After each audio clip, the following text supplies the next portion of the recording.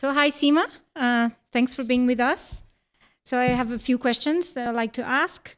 So relating to your work, you specifically focus on gender economics in developing countries.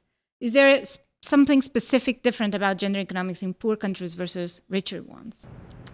Yeah, so most of my work is on gender in poor countries, and I think it's mostly a matter of degree rather than kind. You know, it's just more severe. A lot of measures of gender inequality are bigger in poor countries than rich countries. So if you looked at the differences between men and women and how much say they have in the household or in education gaps, they're bigger in poor countries. And I think economists have pointed out deep reasons for that. So as countries get richer, more of the economy is in services and things that use brain rather than physical strength, and that advantages women. So as countries develop, some of these problems, they're still here in richer countries, but they get smaller. And so if you look in India or Africa, it's the same sort of gender gaps, but they're just more intense. And so for me, that's sort of a motivation to focus in that part of the world. It's just easier to find the big effect. Yeah, or you'd say, even if it's not from a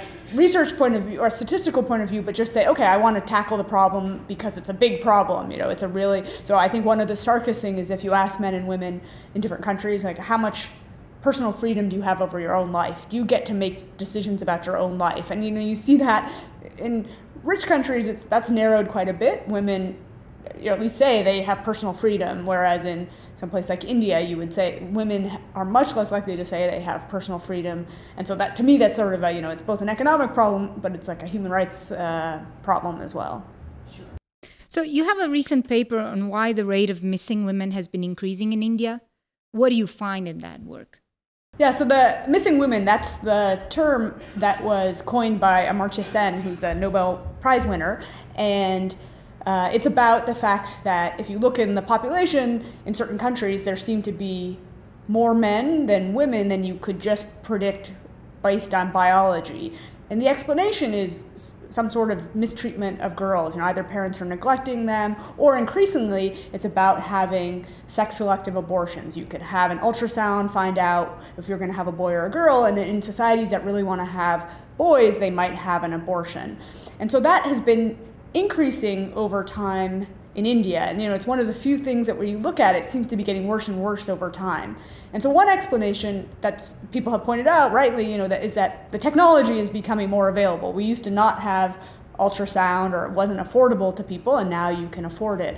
But my research is pointing out another important factor, which is that family size, the family size people want, is getting smaller and smaller. And so in places like India, it's not that people want no daughters and they all want all sons, but it's just really, really important to have at least one son. And that's just a cultural tradition that he's going to pass on the family, you're going to pass on the family name to him, he'll inherit, the parents will live with him. So you really want one son. And if you were having a family size of 4 or 6, you're probably going to get a son naturally. Once you have a family of 2 kids, there's a 1 in 4 chance that they're going to both be girls. And so I find it a kind of a paradox or an irony that what we think of as progress, women are able to control their fertility, they have access to contraception, they could choose and they could say, okay, I want to focus on my career and only have 2 kids. So that sort of progress has actually had this perverse effect, which is it's made the sex ratio worse. And so one of the, I think, most striking things or implications of this is that female education, when women are more educated, we would think, okay, that's going to help us solve missing women.